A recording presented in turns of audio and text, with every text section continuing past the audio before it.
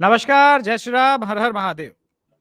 तो आज राजस्थान में बहुत कुछ हो रहा है, जिसको लेकर के शहजाद पूनावाला ने बहुत पहले, आज से 1 महीने पहले भी वो बताया था कि जैसे सरकार बनेगी राजस्थान के हालात बिगाड़ने के प्रयास किए जाएंगे। वो मैं आपको ट्वीट दिखाऊंगा, लेकिन आज साथ 2 बहुत स्पेशल गेस्ट सूरज बालाकृष्ण भाई जुड़े हुए हैं और सीनियर पत्रकार जर्नलिस्ट ओमकार चौधरी सर हमारे साथ जुड़े हुए हैं। सबसे पहले ट्रोल नमस्कार। महापति, ट्रोलों के ट्रोलो, सबसे बड़े ट्रोलर इस देश के और हमारे आदरणीय प्रधानमंत्री नरेंद्र मोदी जी क्या कह रहे हैं और ये क्या ट्वीट किया है उसके बारे में बात करेंगे। पहले वो देखते हैं और उसके बाद में इनसे राय लेंगे।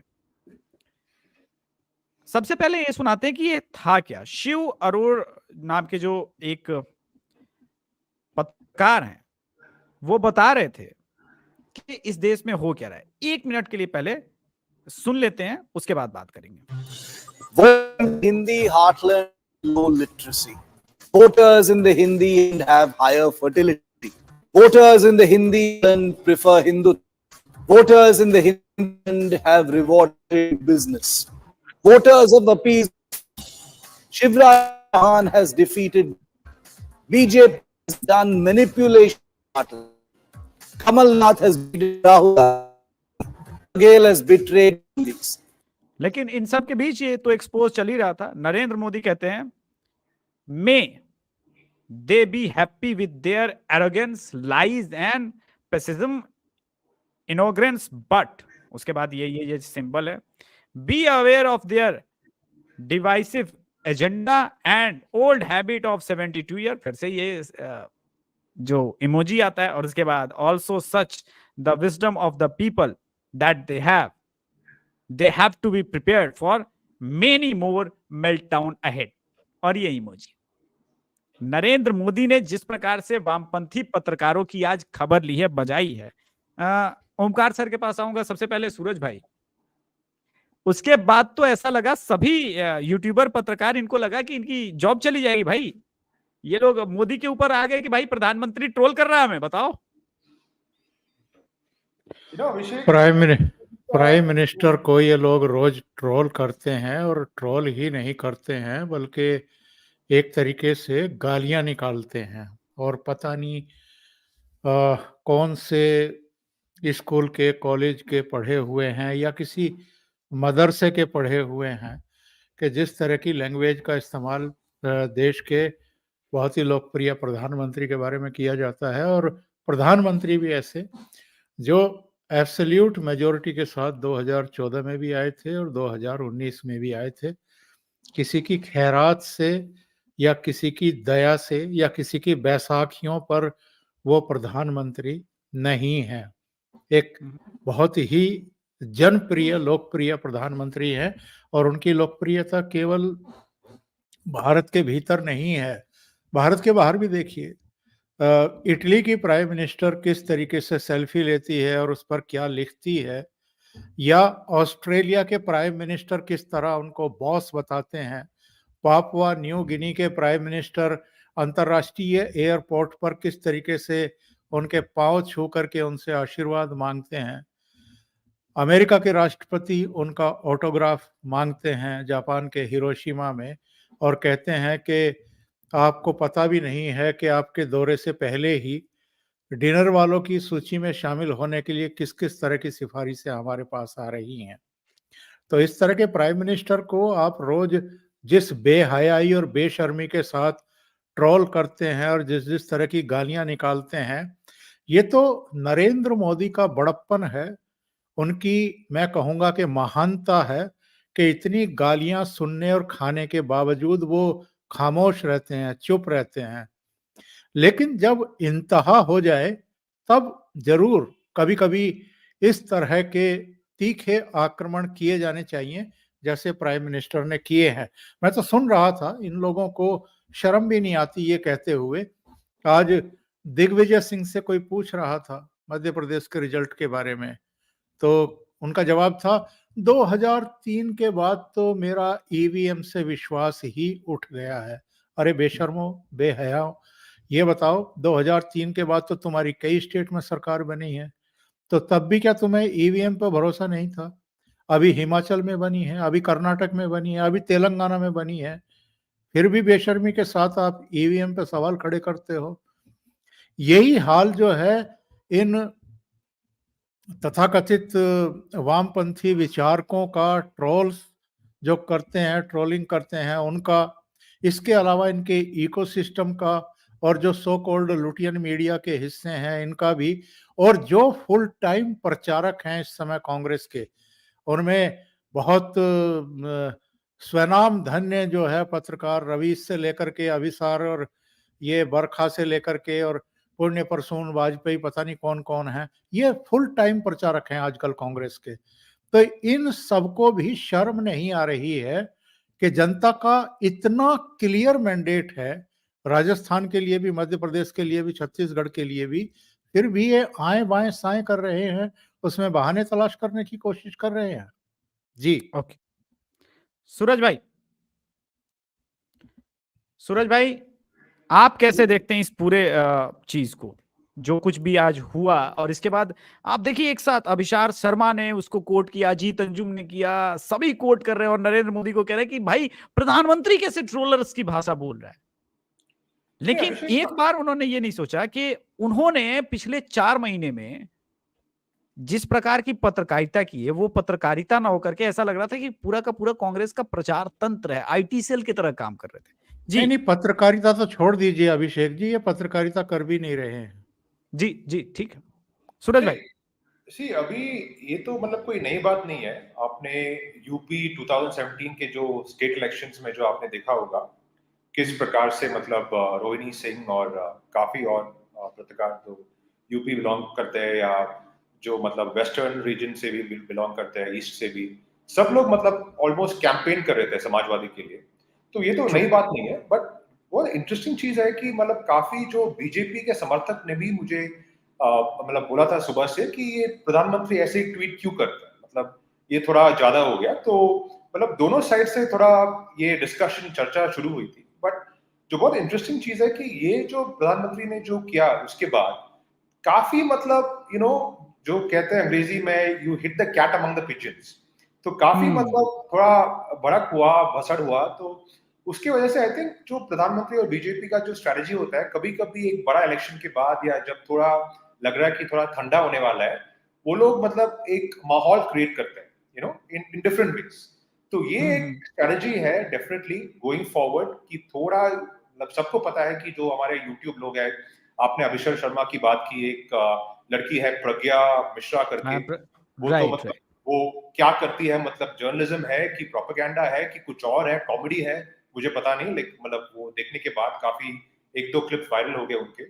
तो ये लोग मतलब जर्नलिस्ट या मीडिया कम है, ज्यादातर मतलब पीआर, कांग्रेस के जो पीआर विंग है या प्रोपेगेंडिस्ट होते हैं, तो वो मतलब लाइन लक्ष्मण रेखा जो कहते हैं मतलब कंप्लीटली शटल हो गया।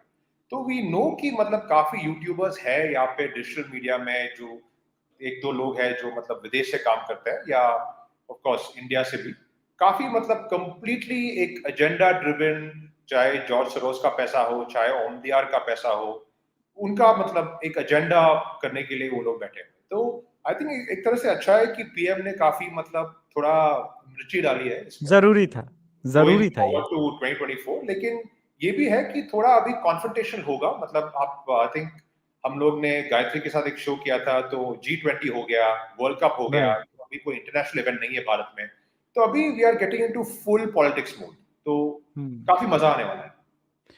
लेकिन सूरज भाई एक और चीज, पॉलिटिक्स मूड ठीक है, लेकिन ये पहली बार अब एक अलग चीज हो रही है कि बीजेपी साउथ से गायब हो गई।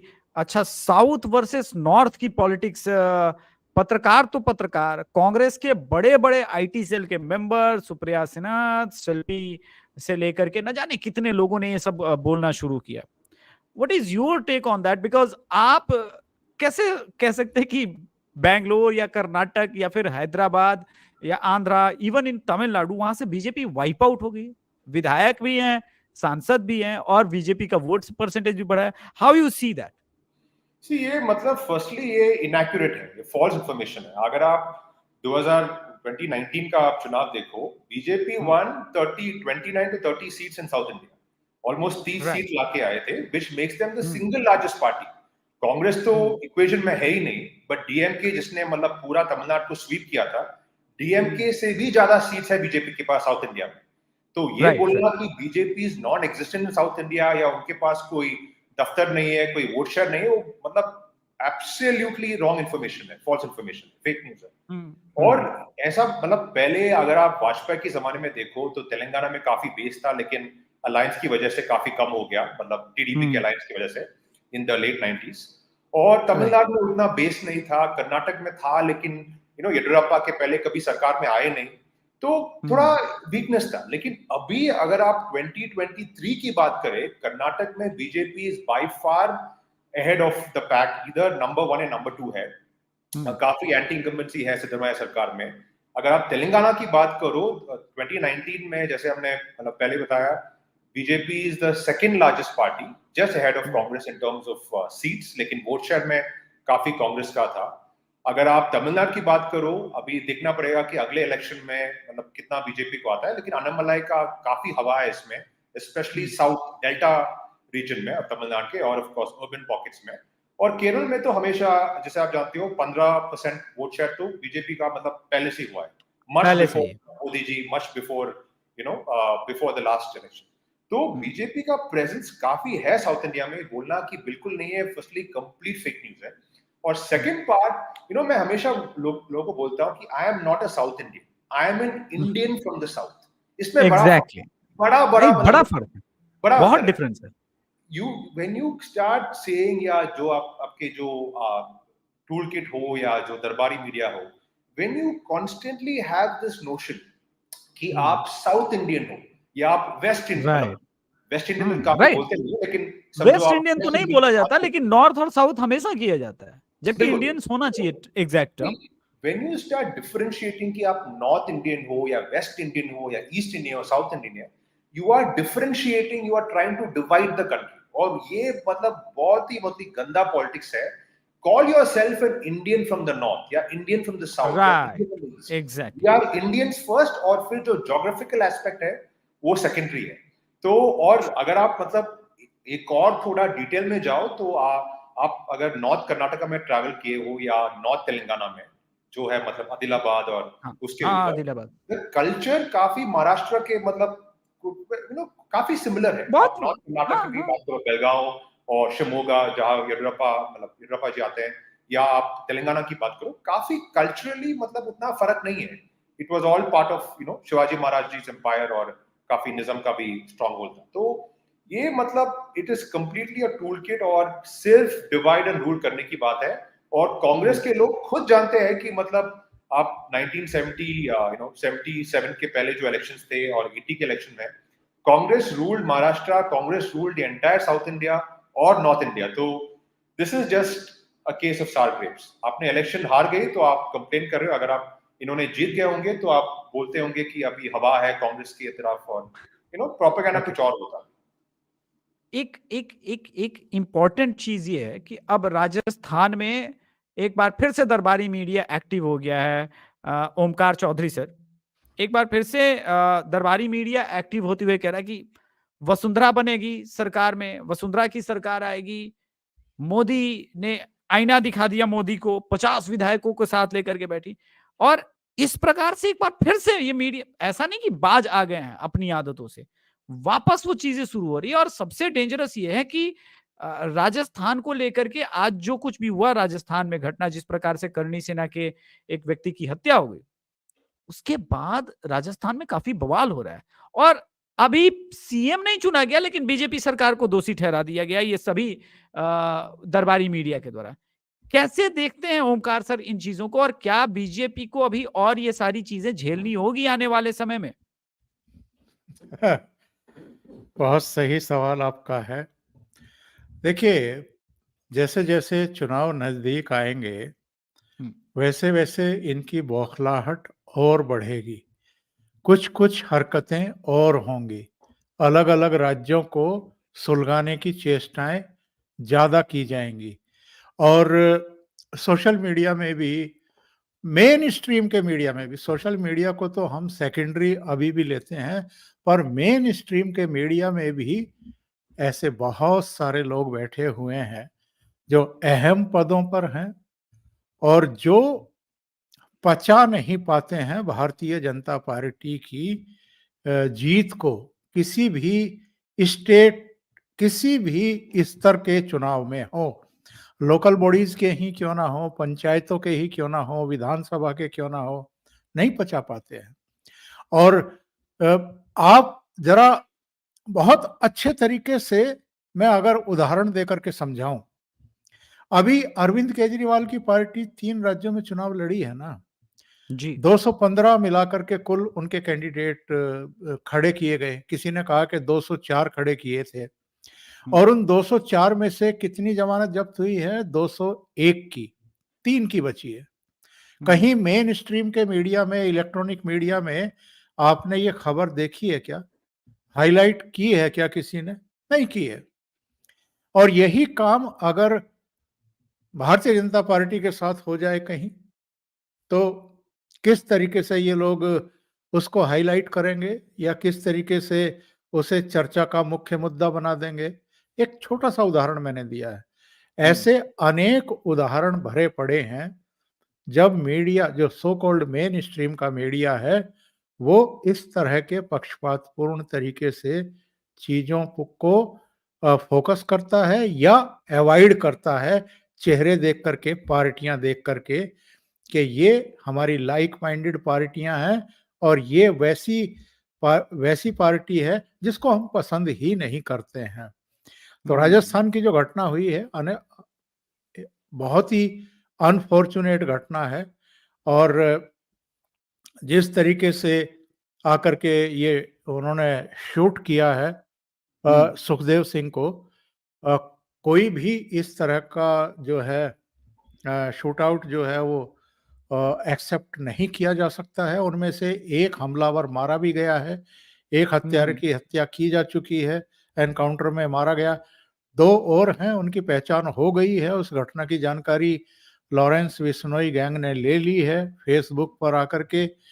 तो अगर उनकी पहचान हो गई है तो बचेंगे वो भी नहीं।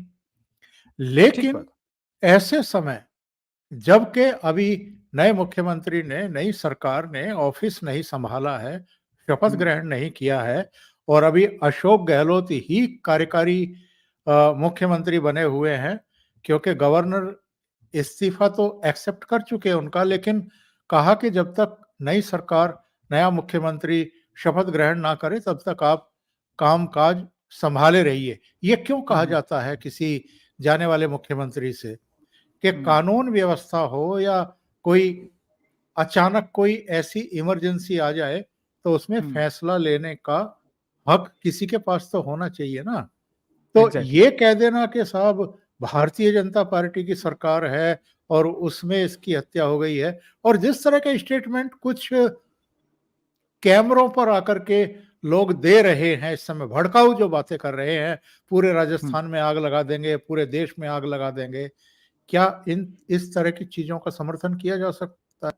ठीक है, ये घटना हुई है, और घटना हुई है तो जो घटना करने वाले हैं उनको अंजाम तक भी पहुंचाया जाएगा। और चाहे वसुंधरा राजे हो या कोई भी वहां मुख्यमंत्री बने, सभी ने जो बयान दिए हैं वो आश्वस्त करने वाले हैं कि जब हमारी सरकार शपथ ग्रहण करेगी, टेक ओवर करेगी स्टेट को, तो हम कानून व्यवस्था को दुरुस्त करेंगे। और राजस्थान में जिस तरह के अपराध होते आए हैं वो किसी से दबे छिपे हैं क्या?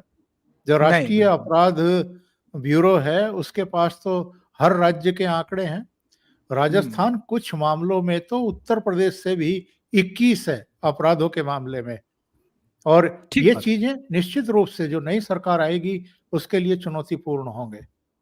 हाँ, उसके बारे में तो खैर ये कहा भी था राज्यवर्धन सिंह राठौर ने अपने स्पीच में कि आप बंगाल का टिकट कटा लो, केरला का टिकट कटा लो, कर्नाटक का टिकट कटा लो, लेकिन राजस्थान आप छोड़ के चले जाना, सरकार बीजेपी की जैसे आ रही। लेकिन मैं सूरज भाई से अंतिम प्रश्न पूछूंगा, उसके बाद शो को रैप अप करेंगे, दर्शकों के कुछ प्रश्न वो ले लेंगे हम। सूरज भाई, बीजेपी की राजनीति 2024 में किधर जाने वाली है? दक्षिण भारत में, जो कि है जहां पे जितनी भी सीटें हैं। और आपसे एक स्पेसिफिक क्वेश्चन था, आज मैं पूछ लेना हूं दर्शकों के सामने, बड़ी इंटरेस्टिंग बात है। जिस दिन सूरज भाई ने एक ट्वीट किया था जैसे ही मध्य प्रदेश के चुनाव समाप्त हुए थे, उसने बोला था बीजेपी लैंडस्लाइड विक्ट्री कर रही थी। भाई ये कौन सा सोर्स ऑफ इंफॉर्मेशन था आपका? ये प्रेडिक्शन तो पूरे इंडिया में किसी ने नहीं किया था, लैंडस्लाइड वाला। वो क्या था आज तो आप बता ही दो। नहीं सॉरी अभिषेक, कौन सी स्टेट की बात है? Second part of the question क्या है? सेकेंड पार्ट, आपने एमपी इलेक्शन का जिस दिन वोटिंग समाप्त हुआ तो आपने याद है ट्वीट किया था एक कि बीजेपी का लैंडस्लाइड होने वाला है मध्य प्रदेश में, जिस प्रकार से माइक्रो मैनेजमेंट हुआ, बूथ हुआ। आपने नंबर्स नहीं बोला लेकिन लैंडस्लाइड तो हुआ। तो मैं ये जानना चाह रहा हूं वो कौन सा सोर्स इंफॉर्मेशन था आपके पास जिसने इतना एक्यूरेट इंफॉर्मेशन आपको दिया था? बड़े बड़े पत्रकार नहीं कर पाए। मुझे तो क्रेडिट लेना था तो I would love to take credit, लेकिन सच बताऊं तो मैंने तो एक्सपेक्ट नहीं किया थी 100 मतलब 60 के ऊपर आ जाएंगे, मतलब एब्सोल्युटली नॉट।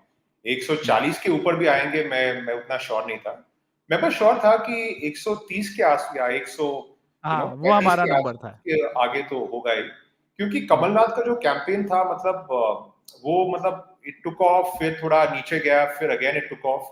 और ये हम भूलते हैं कि मतलब ये जो ओबीसी ओबीसी ओबीसी जो मतलब राहुल गांधी जो कह रहे हैं, और जो स्टेटमेंट जो वायरल हुआ था, जितना आबादी उतना हक, जो पॉपुलेशन की ओर से, वो आई थिंक कांग्रेस के जो मतलब बैकरूम स्ट्रेटेजिस्ट है, चाहे सुनील कानूनगो हो या कोई और हो, मतलब जो देखते हैं खासतौर एमपी के इलेक्शन के बीच में, ये लोग ये फॉरगेट करते हैं कि मतलब अगर आप ऐसे मतलब बात करते हो, फर्स्टली ये स्ट्रैटेजी अगर सक्सेसफुल होना है तो you need to have a very strong OBC block. ऐसा नहीं कि ओबीसीज तो आप जानते हो, मतलब ऐसा नहीं कि कोई एक कम्युनिटी है मतलब जो हर ओबीसी समझो अगर 40% है एक स्टेट में, हर कोई एक तरह से वोट करने वाला। जैसे यूपी में अगर आप लोध कम्युनिटी की बात करो या किसी और की बात करो, they might vote separately. Yadav और एक लोध कम्युनिटी एक साथ तो वोट नहीं करने वाले, मतलब एज अ कभी भी नहीं, तो कभी भी नहीं। ओबीसी फर्स्ट ऑफ ऑल मतलब ऐसा नहीं कि वो एक साथ में वोट करेंगे, और जो मतलब जो सवर्ण है या जो जनरल कास्ट के लोग हैं,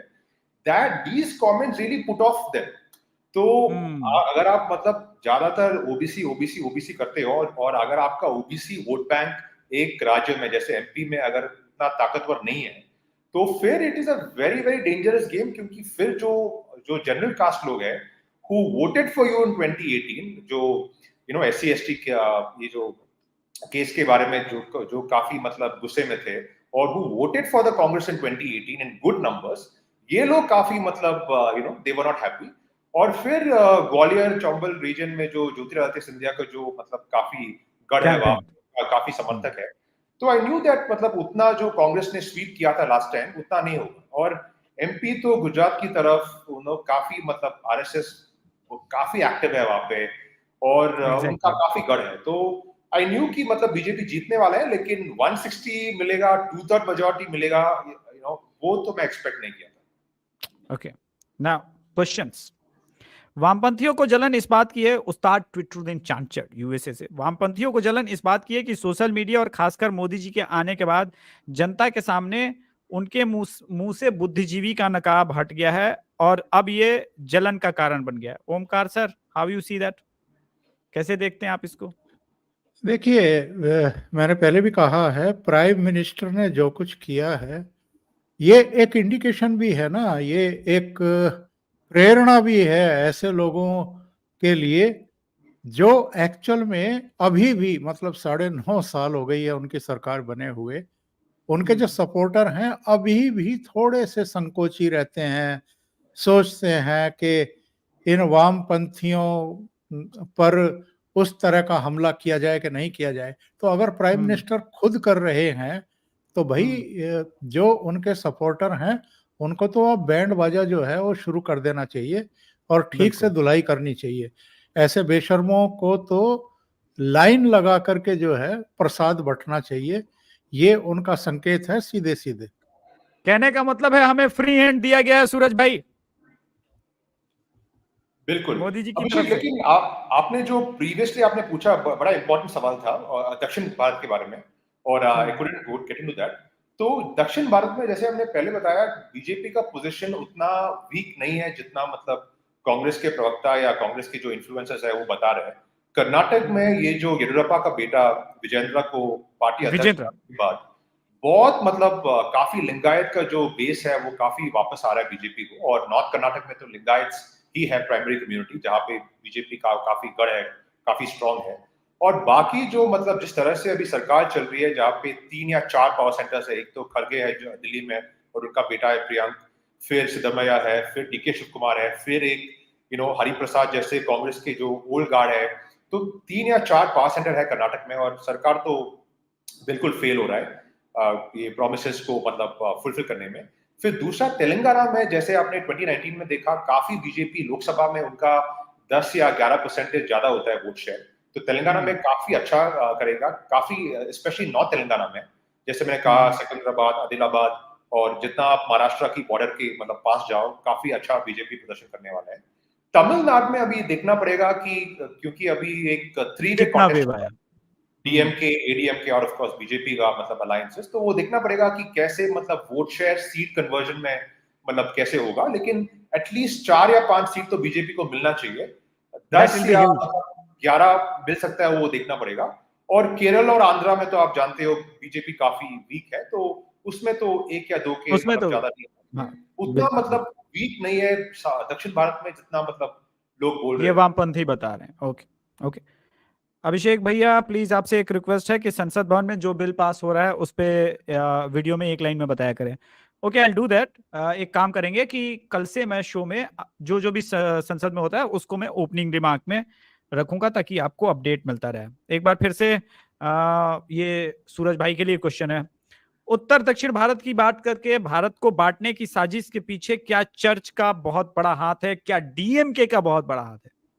भाई गजब क्वेश्चन है आपके ये लिए। थोड़ा मतलब ये पॉपुलर ओपिनियन होगा चर्च के बारे में और डीएमके के बारे में। चर्च तो मतलब एक्टिव है, लेकिन सच बताऊं तो मतलब चर्च उतना एंटी मोदी नहीं है जितना हम लोग मतलब सोचते हैं। क्योंकि जब मोदी जी वेटिकन गए थे, स्पेशली जो कैथोलिक लॉबी है, चर्च में तो कैथोलिक लॉबी है, प्रोटेस्टेंट लॉबी है और फिर जो मतलब वो जो मतलब ट्राइबल्स वगैरह का दूसरा हिस्सा है। लेकिन कैथोलिक लॉबी में काफी, स्पेशली केरल में काफी मतलब आउटपोरिंग हुआ है। मतलब मोदी जी स्पेशली राजीव चंद्रशेखर जी काफी बार गए त्रिवेंद्रम में, कोच्चि में और 2-3 अगर जिले में। तो उतना मतलब एंटी नहीं है जितना हम सोचते हैं, लेकिन वोट तो काफी एटलीस्ट 80% तो ऑब्वियसली कांग्रेस को ही मिलने वाला है, लेकिन उतना एंटी नहीं है जितना मतलब आप बोल सकते हो इस्लाम या मुस्लिम्स है। तो उसके अलावा डीएमके का थोड़ा रोल है, मतलब उससे ज्यादा मतलब मेरे अनुसार तो कांग्रेस का ही रोल है, क्योंकि कांग्रेस को कांग्रेस का ज्यादा रोल। अगर उनको मतलब कुछ 100 सीट के आसपास आना है तो उनका बेस्ट चांस ये होगा कि मतलब दक्षिण भारत को बिल्कुल स्वीप करना। वो पॉसिबल नहीं है क्योंकि आंध्रा में तो कांग्रेस का बेस नहीं है, मतलब वाईएसआर के डेथ के बाद तो उनका बिल्कुल बेस नहीं है। और तेलंगाना में, साउथ तेलंगाना में बेस है, लेकिन नॉर्थ तेलंगाना में उतना भी बेस नहीं है। तो they are relying on Karnataka, जहां पे उनका काफी मतलब ऑर्गेनाइजेशन है, केरल, फिर तेलंगाना और पॉकेट्स ऑफ, आप बोल सकते हो pockets of Maharashtra, pockets of Bihar, pockets of Assam, बहुत कम है। मतलब बंगाल में भी उनका उतना। बट बिहार में भी ये कांग्रेस को कितनी सीटें आएंगी? बिहार में अगर अलायंस ने 4 या 5 सीटें दी, वो बहुत कम है, उसमें भी बहुत मुश्किल है। बहुत छोटे-छोटे पॉकेट्स में होंगे। True true true. Call to विवाह का एक क्वेश्चन है। I am from Karnataka, I know Hindutva feeling is no less here. It is just that during state election, women voted for reverie culture. That's true. मैं कर्नाटक को बहुत जानता हूँ। इनफैक्ट हिंदुत्व फैक्टर वहाँ पे बहुत ज्यादा है। वो आरएसएस ने काफी काम किया वहाँ पे। मैं खुद कर्नाटक कई बार विजिट करता हूँ और आप लोग मत भूलिए, I bought up at Karnataka. मेरा डिप्लोमा और इंजीनियरिंग बेंगलुरु से हुआ है, so I know south politics, even Kannada language also. Prabhat Pradhan ji, thank you so much. एक लास्ट क्वेश्चन है।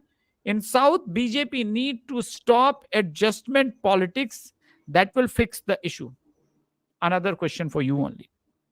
आज आपके लिए बहुत क्वेश्चन है। नहीं, आई थिंक लोग सोचते हैं क्योंकि ये जो तेलंगाना का इशू था, मतलब ऑब्वियसली बीजेपी का जो मैं काफी मतलब थोड़ा बात किया है, मतलब जो एक पॉलिटिकल कंसल्टेंट थी जो तेलंगाना में काफी काम किया है बीजेपी के साथ, लेकिन वो तो कॉन्स्पिरेसी थियरीज है। एक तो थियरी ये है कि मतलब बीजेपी को लगा कि अगर वो लोग कर्नाटक के इलेक्शन डिफीट के बाद कांग्रेस का कार्डर तो काफी एनर्जाइज हो गया, मतलब उनको लगा कि चांस है इस बार काफी मिली। एमपी में बहुत चांस देखा, लेकिन एमपी में तो फेल हो गया, लेकिन तेलंगाना में भी काफी ये जो कार्डर है चार्ज हो गया। लेकिन बीजेपी लीडरशिप को थोड़ा लगा कि अगर वो बहुत मतलब काम करेंगे या फुल पावर में जाएंगे तो फिर थोड़ा मतलब 3-वे कॉन्टेस्ट में कांग्रेस को एक एडवांटेज होगा। और ये बात जो मतलब मेन स्ट्रीम मीडिया के बिल्कुल चर्चा में नहीं हो रही है कि बंदी संजय काफी एनर्जेटिक आदमी है और काफी काम भी किया है, लेकिन उनका एक बड़ा ड्रॉबैक था कि he could not get people along. जैसे अभी जो किरण कुमार रेड्डी जो आने के बाद वो काफी मतलब बहुत सोबर आदमी है, काफी उनका बोलते नहीं है, लेकिन he could get people along. और ये जो इंपोर्ट आया है बीआरएस से ईताला राजेंद्र, उनका भी मतलब बहुत बड़ा बैकवर्ड कास्ट लीडर है वो, और उनका भी काफी मतलब बेस है। तो बंदी संजय का प्रॉब्लम था कि वो काफी पर्सनलाइज हो गया और उनका मतलब इमेज बढ़ाने के लिए काफी पैसा खर्चा किया और काफी मतलब पीआर लगाया, लेकिन पूरा स्टेट कलेक्टिव लीडरशिप के लिए उतना काम नहीं किया। वो मतलब जो भी फीडबैक आ रहा है वो काफी आ रहा है मुझे। Okay, last Omkar sir, closing remarks. क्या दक्षिण भारत में बीजेपी को थोड़ा बहुत 2024 में स्ट्रगल करना पड़ेगा, या आपको लगता है कि 2024 में रिजल्ट बिल्कुल नहीं बदलेगा 2019 से? देखिए, थोड़ा बहुत अंतर दिखाई पड़ सकता है, लेकिन अभी दक्षिण में मैं कर्नाटक की बात नहीं कर रहा। कर्नाटक में तो अच्छा ही करेगी बीजेपी, उसमें कोई दो राय है नहीं। लेकिन जो तमिलनाडु है या केरल है, वहां अभी भारतीय जनता पार्टी के लिए थोड़ा और समय लगने वाला है। ओके, ठीक। दर्शकों से निवेदन है वो चैनल को सब्सक्राइब करेंगे, वीडियो को लाइक करेंगे। सूरज सर, ओमकार सर, आप लोग शो में आए उसके लिए बहुत बहुत धन्यवाद। आप लोगों ने बहुत नमस्कार। बेहतरीन सेशन कराया, और खास करके दक्षिण भारत की पॉलिटिक्स पे बहुत सारे लोग पूछ रहे थे कि राजस्थान में मुख्यमंत्री कौन बनेगा। मैंने टाइटल में डाला है, लेकिन मेरा फेवरेट अगर आप पूछेंगे तो मैं चाहूंगा कि एक योगी मॉडल वहां पे रिपीट हो, और कम से कम वसुंधरा सीएम ना बने, लेकिन नरेंद्र मोदी जी और अमित शाह जी किसको चीफ मिनिस्टर बनाएंगे, ये पकड़ पाना किसी सोर्स के बस की बात नहीं है, किसी के सोच के बस की बात नहीं है। आप एक बार फिर से द्रौपदी मुर्मू जी का उदाहरण ले लीजिए। राष्ट्रपति के समय चैनल वाले बकवास करते रहेंगे। एक बात मैं जानता हूं, वसुंधरा जी शायद सीएम नहीं बनेगी, आप लिख लीजिए। धन्यवाद सर, जय श्री राम। नमस्कार।